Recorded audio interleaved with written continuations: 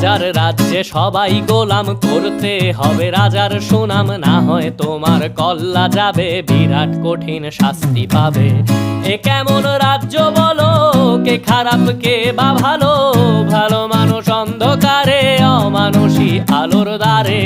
এ কেমন হচ্ছে খেলা, চারিদিকে কষ্ট মেলা, কে কোথায় যাচ্ছি ভেসে, থামবো কোথায় অবশেষে। রাজার রাজ্যে সবাই গোলাম, করতে হবে রাজার সুনাম, না হয় তোমার কল্লা যাবে, বিরাট কঠিন শাস্তি পাবে।